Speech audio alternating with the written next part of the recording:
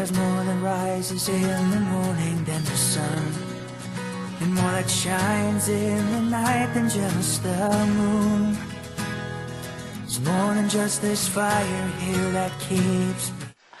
모든 거를 다 시작하기 전에 여러분이랑 이번 이 시간에는 게임을 좀 했으면 좋겠어요. 이 인원이 될진 모르겠는데 지난주 제가 3부 예배 때 이 게임을 했는데 아주 폭발적인 반응이 있었습니다. 그래서 2부에도 아주 즐거운 시간이 될 것 같은데, 일명 속삭임 게임이에요. 속삭임 게임. 그래서 어떻게 하는 거냐면요, 제가 이쪽에 우리 이선학 형제 청년이 여기 있습니다. 내가 이선학 청년한테 가서 귓속말로 어떤 단어를 이야기해줘요. 그리고 제가 이선학 형제의 손을 꼭 잡아줍니다. 그러면 똑같이 이선학 형제가 주위에 있는 한 명한테 하는 거예요. 그리고 그 사람이 주위에 있는 또 다른 사람한테, 또 다른 사람한테, 그렇게 해서 이어지는 게임이에요. 일명 설교 시간에 딴짓하기 게임이죠. 네, 그래서 그렇게 진행이 되는데요, 이 게임의 목표는 뭐냐면 메시지의 마지막 부분이 되면 제가 여러분에게 물어볼 겁니다. 무슨 이야기를 들었는지. 그러면 여러분이 한 목소리로 이렇게 같이 이야기할 수 있는, 그게 우리 이 게임의 목표예요. 중요한 건 이야기를 들은 거를 얘기를 해주시고요, 손을 잡아주셔야 돼요. 손을 꼭 잡아주셔야 됩니다. 그게 이제 여러분의 임무가 다예요. 여러분이 누군가가 한 분이 그 얘기를 들었는데 아무에게도 얘기를 하지 않았다 그러면 거기서 그게 끊기는 거거든요. 그런 일은 있어서는 안 됩니다. 아시겠죠? 그래서 지금부터 그 게임을 시작하도록 하겠습니다. 내려가도 될까요, 목사님? 오케이.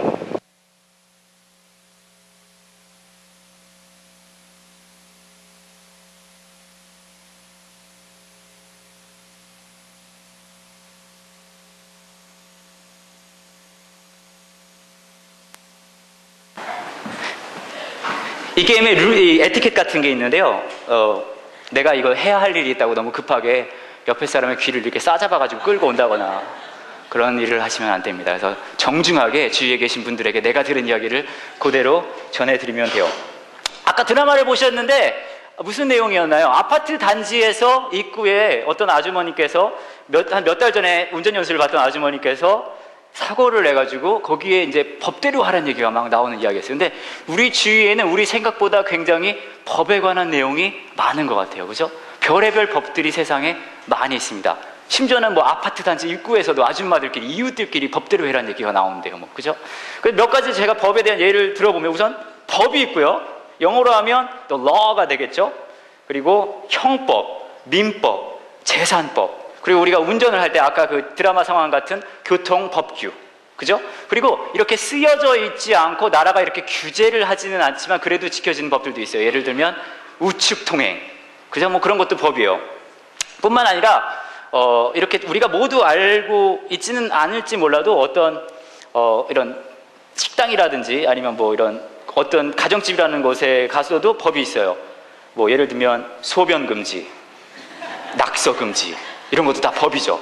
심지어는 법이 우리에게 얼마나 가까이 있냐 하면은 우리가 가까운 식당에 가서도 몇몇 식당은 이런 법규를 벽에 딱 붙여놓고 있어요. 저도 깜짝 놀랐는데 이런 법규예요. 물은 셀프. 근데 우리는 이 세상의 법들이, 우리가 살고 있는 이 세상의 법들이 굉장히 많아요. 그렇죠? 근데 이 법에 대해 생각을 해보면 법은 우리의 행동을 이렇게 규제하는 게 법이거든요, 사실. 그죠? 제가 낙서를 하고 싶은데 낙서를 하지 못하는 이유는 내가 낙서할 마음을 규제하는 게 아니라 내가 낙서하는 그 행동을 규제하기 때문에 내가 낙서를 하지 못하는 거예요. 그죠? 뿐만 아니라 제가 식당에 가서 물을 누가 퍼다 줬으면 좋겠는데 그렇지 못하고 내가 직접 가서 물을 퍼와야 되는 이유도 역시 마찬가지예요. 내 마음은 그대로 있지만 내 행동을 규제하는 거예요. 그죠? 근데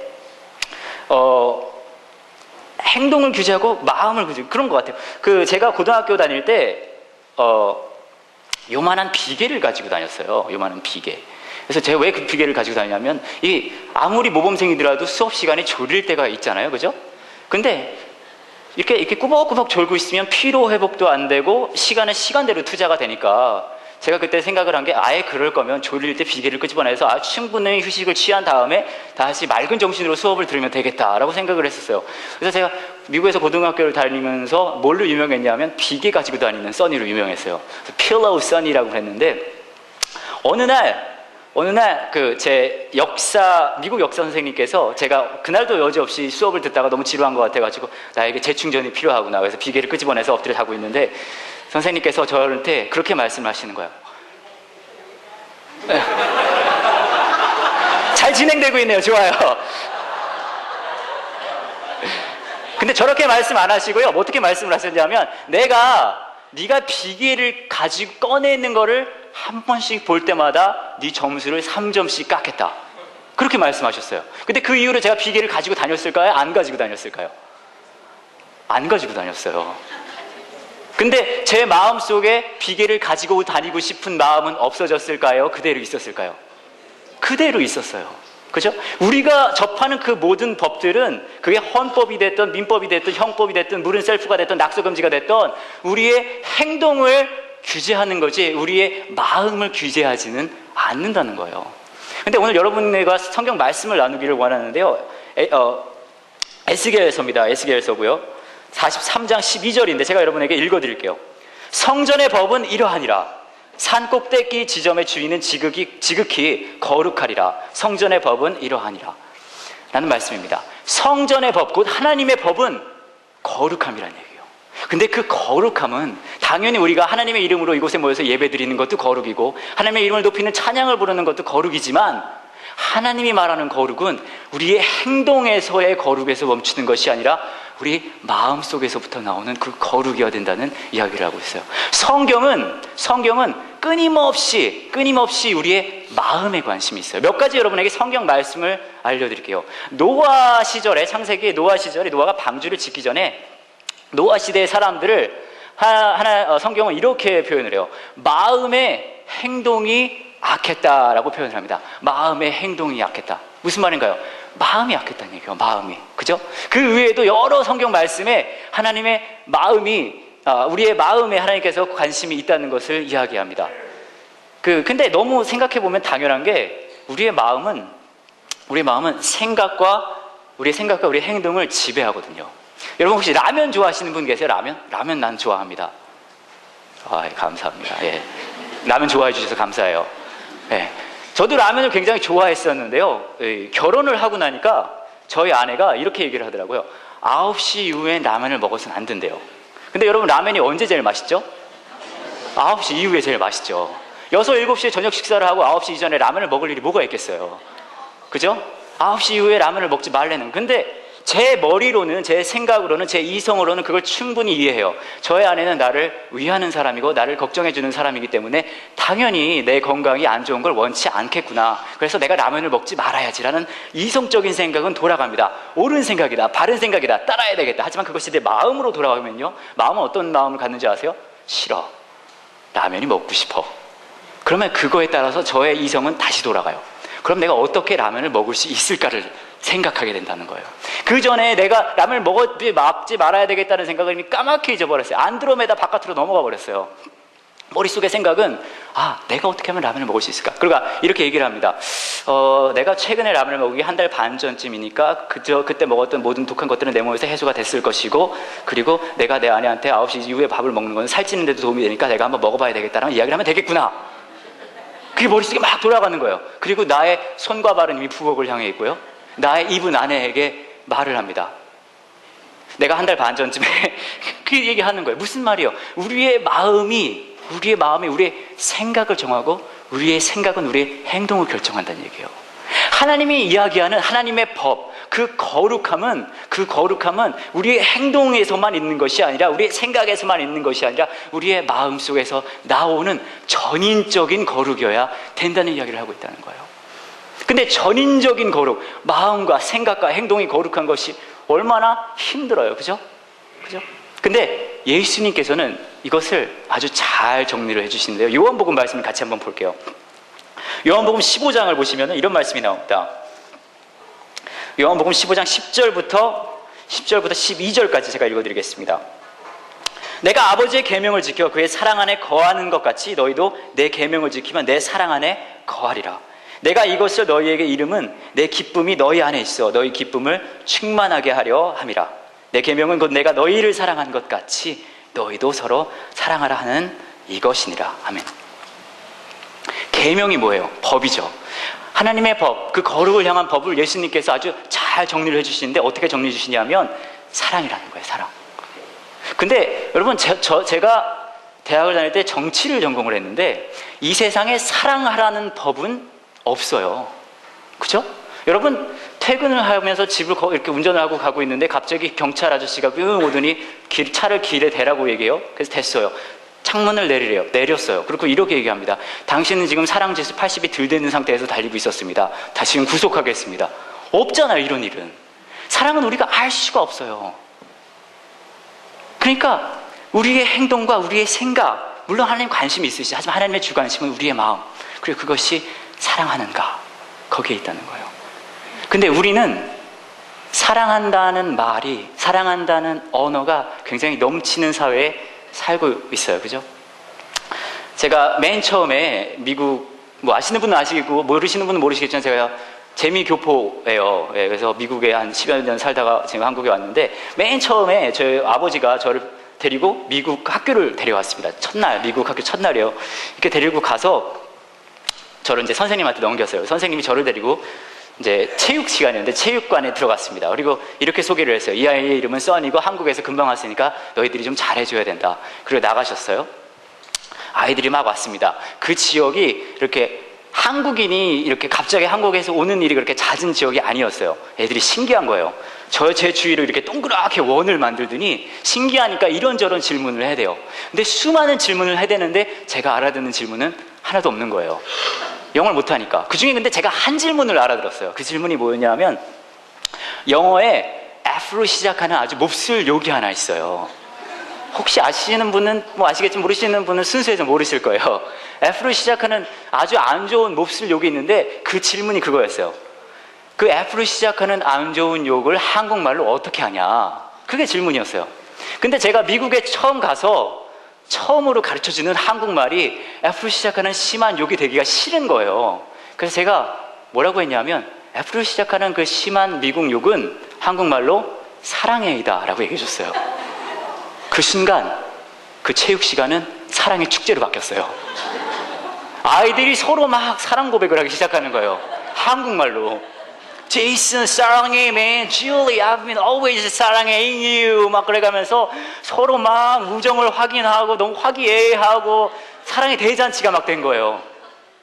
그런데 그래서 선생님이 들어오셨어요. 선생님이 들어오니까 또 모든 학생들이 같은 마음을 품고 선생님한테 또 사랑과 존경을 표시하기 시작합니다.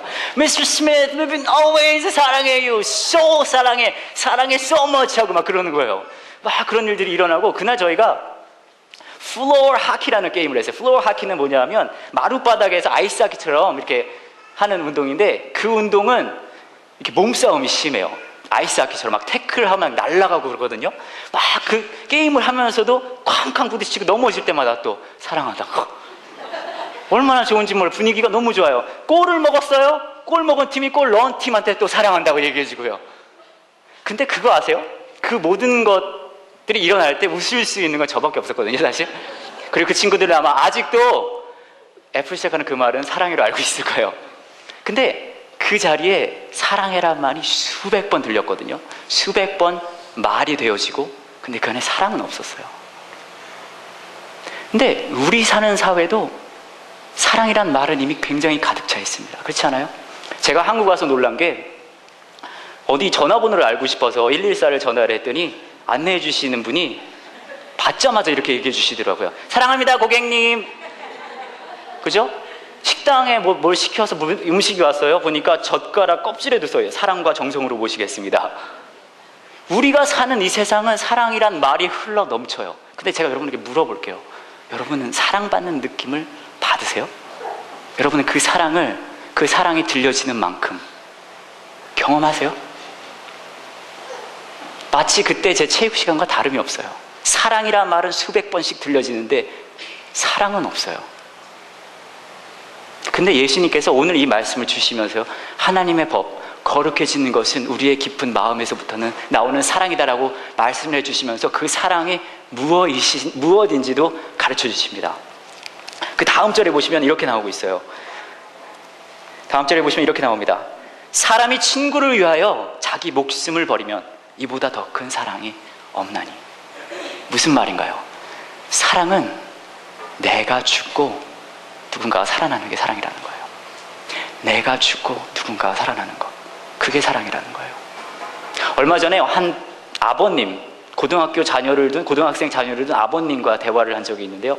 그 학생이 고등학교를 자퇴하고 이제 자기가 원하는 길을 가겠다고 했어요. 그래서 제가 그 소식을 듣고 가서 위로를 해드리고 많이 놀라셨겠다고. 근데 이 아버님께서 하신 말씀이 이거였어요. 아이가 내가 원하는 대로 내 생각대로 가지 않는 것도 너무 힘들고 마음이 아프지만 그 아이가 가고 싶은 길을 못 가서 힘들어하는 걸 보는 내 마음이 더 아프다. 그 말씀을 하시더라고요. 근데 제가 그때 느낀 게 이게 사랑이구나. 무모한 사랑, fearless investor. 그 단어가 먼저 탁 떠올랐어요. 사랑은 그렇잖아요. 내가 가진 걸 다 가지고 내 뜻을 다 지키고 내가 원하는 거 다 하면서 남아있는 조금인 걸 주면서 이게 사랑이에요 라고 하는 것은 그건 사랑이 아니죠. 그건 취미죠. 내가 누군가를 사랑할 때는 오늘 예수님께서 말씀하신 것처럼 그 사람을 위해서 내가 내 목숨을 내어놓는 것, 내가 죽고 그 사람이 살아나는 것, 그게 사랑이죠. Linking the World라는 구호단체가 있습니다. 거기에 대표이신 목사님께서 예전에 11월에 저희 교회에 설교하러 오셨었는데, 장철 목사님이죠. 제가 그분과 이야기를 했었는데 Linking the World는 다른 구호단체와 다른 점이 있대요. 뭐가 다릅니까? 여쭤봤더니 다른 구호단체는 돈을 이렇게 얼마를 정해서 액수를 얼마를 정해서 구호를 이렇게 지원자가 지원을 한대요. 구호를 하고요. 근데 Linking the World는 어느 정도 액수를 그렇게 지원하고 도와주는 사람이 같이 금식을 한다 그래요. 그래서 제가 여쭤봤어요. 아니 목사님, 그렇게 망할 생각을 왜 하셨어요? 그렇게 하면 분명히 도와주는 사람이 없으실 텐데요. 근데 목사님께서 이런 말씀을 하시더라고요. 내가 나의 물질을 가지고 누군가를 돕는 그 순간 나는 그 사람보다 위에 가 있게 된대요. 나는 도와준 사람이 그 사람은 도움을 받은 사람이기 때문에. 근데 진정한 나눔은, 진정한 사랑은 내가 가지고 있는 걸 그냥 주는 것이 아니라 내가 가지고 있는 것을 주고 그 사람이 가지고 있는 고통을 내가 가져오는 게 진정한 나눔이라고 그러더라고요. 근데 사랑이 그렇잖아요. 사랑은 무모합니다. 사랑은 바보 같아요. 사랑은 손해봅니다. 사랑은 어리석습니다. 그죠? 근데 그 사랑이 이루어질 때 진짜 내가 죽고 그러면 다른 사람이 살아나더라고요. 아내가 죽으면 남편이 살아납니다. 남편이 죽으면 아내가 살아나요. 부모가 죽으면 자녀가 살아납니다. 자녀가 죽으면 부모가 살아나요. 뿐만 아니죠. 믿는 사람이 살아나면 믿지 않는 사람이 살아납니다. 교회가 죽으면 이 세상이 살아납니다. Blue Like Jazz라는 책이 있어요. 한국말로는 한국에는 재즈처럼 다가오신 하나님이라는 제목으로 번역이 되어 나와 있는데, 이 책에 그런 내용이 있습니다. 미국 포틀랜드 지역에 정말 타락한 학교가 하나 있어요. 맨날 파티하고 맨날 마약하고 맨날 뭐 이렇게 섹스하고 그런 학교예요. 근데 그 학교가 축제 기간이 되면 더 난리를 친대요. 근데 그 학교에 다니고 있는 몇몇 크리스찬 학생들이 모여서 회의를 했어요. 아니, 축제 기간이 다가오는데 우리도 크리스찬으로서 뭔가 이 아이들에게 영향을 줄 수 있는 뭔가를 해야 되지 않겠냐. 그렇게 회의를 하니까 한 학생이 이렇게 얘기합니다. 그러면 우리 그 고해성사 박스를 만들자, 그런 얘기를 하는 거예요. 고해성사 박스, confession booth라고 그러는데, 고해성사 박스가 뭐냐면 와서 자신의 죄를 고백하는 그런 장소예요. 그러니까 그 얘기를 들은 다른 학생이 이렇게 얘기해요. 만약에 우리가 그거를 축제 기간에 하면 다른 학생들이 와서 우리에게 돌을 던지고 여기를 불 지르고 우리를 죽일지도 모른다고. 그만큼 그 학교가 악하거든요. 근데 먼저 그 아이디어를 낸 학생이 이렇게 얘기합니다. 아니, 안 믿는 그 학생들이 와서 우리에게 죄를 고백하는 게 아니라 그 학생들이 이 confession booth에, 이 고해성사 상자에 들어오면 우리가 믿는 사람으로서 우리가 그들을 섬기지 못한 죄를 그들에게 고백하자. 그 얘기를 해요. 그래서 실제로 그 일을 했습니다. 그 축제 기간에, 완전히 난장판이 된 그 축제 기간에 고해성사 박스가 쓰고 그 안에 크리스찬인 학생이 들어가서 다른 학생들을 기다렸어요. 지나가는 어떤 안 믿는 학생이 이걸 보고 이게 뭐야 하고 신기해서, 그리고 또 다른 마음으로는 이게 그런 거, 내가 생각하는 그거기만 해라, 봐라, 가만두나 보자. 그러고 들어왔어요. 그리고 얘기합니다. 이거 도대체 뭐냐고. 그러니까 크리스찬 학생이 이렇게 얘기합니다. 이 자리는 죄를 고백하는 자리라고 얘기해요. 그러니까 안 믿는 학생이 이렇게 얘기해요. 아니, 너 지금 내 죄를 너에게 고백하기를 원하냐고. 그때 이 학생이 믿는 학생이 말합니다. 아니, 내가 예수 그리스도의 제자로서, 하나님의 자녀로서, 내가 이 학교를 다니는 학생으로서 내가 충분히 섬기지 못하고 충분히 겸손하지 못한 것, 내가 당신에게 미안하다고 사과한다고 용서를 구하기 위해 이 자리를 마련했다고 얘기했습니다. 근데 그 자리에서 그 책에 의하면 그 학생이 그때부터 앞에 있는 안 믿는 학생이 울기 시작했대요. 이런 걸 본 적이 없다고. 여러분, 교회가 낮아지고 교회가 섬기고 교회가 죽으면 이 세상은 살아납니다. 우리가 나는 옳은데, 우리 교회는 옳은데 세상은 왜 이 모양일까? 세상이 그 모양인 것만큼 우리 교회가 죽어야죠. 믿는 사람들이 죽어야죠. 섬겨야죠. 한 가지 예를 더 드릴까요? 라드니 스타크라는 사회학자가 Rise of Christianity라는 책을 썼어요. 초기 교회의 부흥이라고 이렇게 번역을 할 수 있겠는데, 이 책의 내용은 아주 단순합니다. 뭐냐면 1, 2, 3세기경에 초기 교회가 너무나 막 성장을 하는 거예요. 그래서 그게 크리스찬도 아닌 이 사람이 알아보기 시작한 거예요. 왜 그렇게 성장을 했을까? 근데 그 성장의 속도를 보면 더 놀랍습니다. 제가 표를 준비했는데요. 주 40년, 예수님께서 돌아가신 지 얼마 안 됐을 때죠. 그때의 기독교인의 수는 1000명이었어요. 그 당시 인구 비례로는 0.0017%. 미미하죠. 아주 극소수입니다. 하지만 10년 후에는 1400명이 됐고, 50년 후에는 7530명, 150년에는 4496명, 그렇게 계속 지나가서 350년 경에는 3388만 2008명이 됐어요. 그것은 인구 비례로는 그 당시에 유럽의 인구의 56.5%입니다. 매 10년마다 40%씩 기독교 인구가 증가했다는 얘기예요. 근데 라드니 스타크가 이 연구 결과를 보여주면서 무슨 이야기를 하냐면요, 그 당시에 교회가 이렇게까지 성장할 수 있었던 이유는 그 당시에 교회는 무모하게 죽어갔기 때문이다라고 얘기해요. 그 당시에요, 그 몇 가지 예 중에 하나를 제가 알려드리면, 그 당시에 병이 돌면, 전염병이 돌면 취사율이 굉장히 높았다고 해요. 그렇죠? 왜냐하면 위생적인 것이 충분히 깨끗한 환경이 아니었으니까요. 병이 한번 돌면 도시 전체의 치사율이 거의 3분의 1이었어요. 그래서 그 당시에 전염을 막을 수 있었던 방법은 하나밖에 없는데, 뭐냐면 다른 도시로 이주하는 거였습니다. 근데 2, 3세기경에 병이 한번 돌았는데 그때도 역시 굉장히 치사율이 높았어요. 그래서 다른 사람들은 다 다른 도시로 이주하는데 크리스찬들은 그러지 않았대요. 그 도시에 그대로 머물러서 아픈 이들을 돌봤다고 합니다. 그때 발견한 편지 하나를 제가 읽어드릴게요. 디오니시우스라는 사람이 쓴 편지인데요, 이렇게 260년 경입니다. 많은 크리스찬 형제들이 이웃을 돌보는 일만을 생각하며 결코 물러서지 않고 놀라운 사랑과 신실함을 보여주었다. 위험에 신경 쓰지 않고 환자들을 돌보며 그리스도 안에서 그들의 필요를 채워주며 간호했다. 그리고 몇몇은 그들과 함께 행복하게 죽어갔다. 환자들에게 병이 옮았지만 그들의 고통을 함께 느끼며 그들의 자리에서 기꺼이 죽어갔다. 그 중에는 장로들, 집사들, 평신도들이 이렇게 죽어가며 가장 위대한 경건과 믿음의 모습으로 마치 순교자처럼 죽어갔다라고 말하고 있습니다. 교회가 죽으면 세상이 살아요. 믿는 사람이 죽으면 안 믿는 이들이 살아납니다. 그렇죠? 그리고 예수 그리스도께서 그 가장 첫 모습을 보여주셨죠. 우리가 생각하는 성전은 하얀 성전에 하얀 거룩과 성전은 하얀 성전에 하얀 가운을 입은 성가대들이 하는 찬양을 하면서 그저 뒤에서 광채가 샥 나면서 그저 하늘에서 에코가 울리죠. 너의 사랑하는 자녀들아.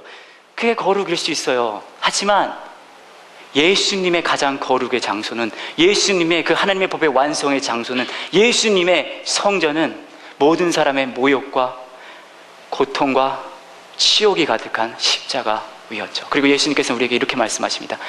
내가 이렇게 죽은 것처럼 너희도 그렇게 죽으라고 말씀하세요. 빌립보서 2장 5절에 이렇게 말씀하고 계세요.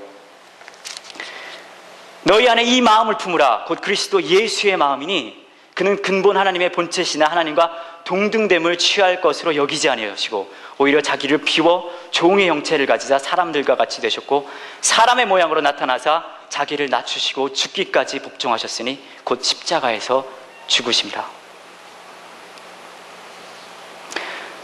예수님께서 우리를 부르실 때는 우리가 거룩해지기를 원해서 부르십니다. 그리고 그 거룩은 사랑함으로 가능하죠. 그리고 그 사랑함은 내가 죽고 다른 이를 살리는 데서 시작됩니다. 여러분에게 한 사람을 소개하려 합니다.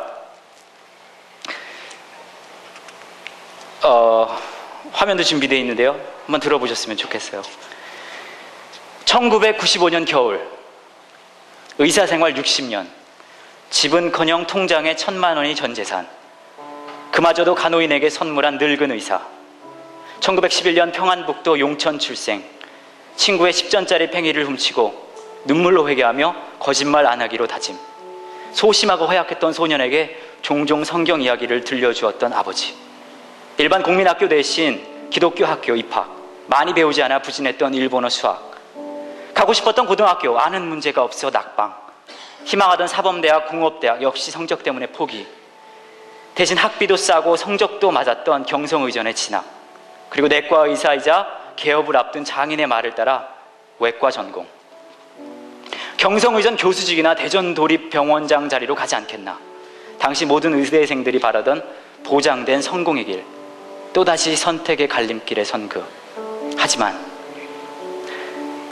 나를 본 한 할머니는 청진기만 되면 병이 낫는 줄 알고 가슴에 청진기를 한 번만 대달라고 간절히 부탁했다.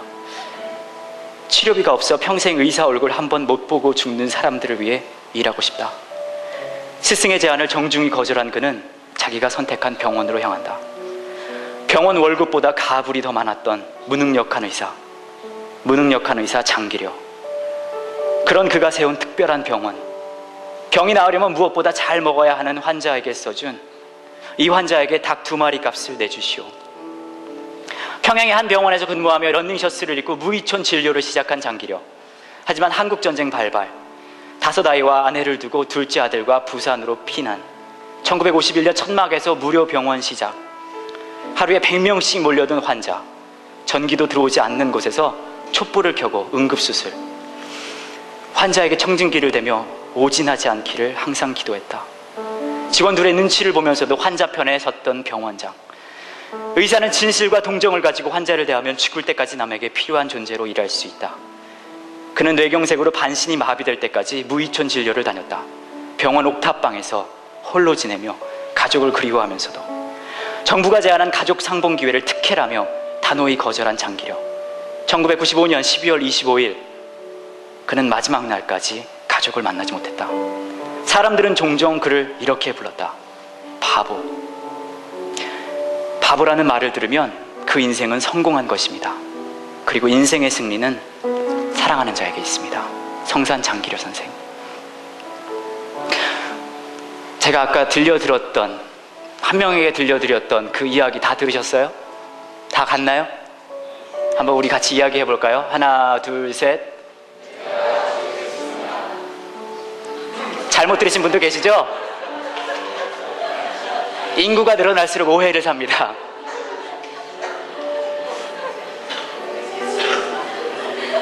근데 그거 아세요? 내가 죽겠습니다. 여러분은 지금 내가 죽겠습니다 하고 여러분 손을 내밀었어요. 내가 죽겠습니다 하고 여러분 손을 내밀었어요. 근데 우리가 하나님 앞에 올 때가 딱 그 모양이거든요. 하나님, 내가 죽겠습니다. 하나님, 내가 할 수가 없습니다. 하나님, 내가 내 삶 속에서 어떻게 할 수 있는 게 아무것도 없습니다 하고 우리 손을 내밀었을 때 누군가 여러분의 손을 지금 잡아주셨던 것처럼 하나님은 우리의 손을 잡아주시죠. 그리고 이렇게 얘기하세요. 아니, 내가 죽을게. 너는 살아라. 그리고 그 사랑을 경험한 우리는 하나님한테 찾아왔을 때에 같은 말을 하면서 우리의 삶의 자리로 돌아갑니다. 하나님, 이제 내가 죽겠습니다. 그리고 우리의 손을 내밀어서 우리 주위에 있는 하나님의 사랑에 필요한 그분들, 내가 죽음으로써 섬길 수 있는 그 사람들을 향해 우리의 손을 내미는 거죠. 내가 죽고 다른 사람들이 사는 것을 뭐라 그러는지 아세요? 전문 용어로 바보라 그래요. 바보. 하지만 성산 장기려 선생님이 살았던 그 삶처럼 이 인생에 승리하는 사람은, 하나님의 법을 아는 사람은, 거룩한 삶은 사랑하는 삶이죠. 섬기는 삶입니다. 내가 죽는 삶입니다. 수많은 사람들이 거룩을 생각할 때, 와, 교회 모여서 예배드립니다, 그 거룩이에요. 하지만 여러분의 삶의 장소에서 하나님의 성전으로서 거룩을 원하시는 하나님의 법을 따라서 여러분이 죽음을 통해서 다른 이를 살리는, 내가 죽겠습니다 하나님 하고 그 손길을 여러분의 주위에 있는 사람들에게 내미시는 건 어떨까요? 이 시간 잠깐 같이 기도하기를 원합니다. 이 시간 같이 기도하는데요, 여러분의 삶을 돌아보는 시간을 가졌으면 좋겠습니다. 우리말에 그런 말이 있어요. 잘 먹고 잘 살아야 된다. 맞아요. 잘 먹고 잘 살아야죠. 하지만 우리의 삶이 너무 내가 사는 것에 매달려 있지는 않아요. 내 이름이 알려지는 것에, 내가 출세하는 것에, 내가 조금 더 유익한 것에 내가 나의 삶을 쓰고 있지는 않았나요? 하지만 하나님은 우리를 이렇게 부르십니다. 내가 너를 살리기 위해 죽었던 것처럼 네가 살고 있는 그곳에서 네가 죽고 너의 주위의 사람들을 살리는 나의 제자가 되기를 원한다라고 말씀하세요. 이 시간 여러분의 삶을 돌아보고 또 결단하는 시간 가졌으면 좋겠습니다. 하나님이 나를 부르셨던 것처럼, 하나님이 저를 살리셨던 것처럼 나도 나의 십자가를 지고 내 삶 속에서 나의 이웃들을 내가 죽음으로써 살리겠습니다. 잠깐 기도하는 시간 갖도록 하겠습니다.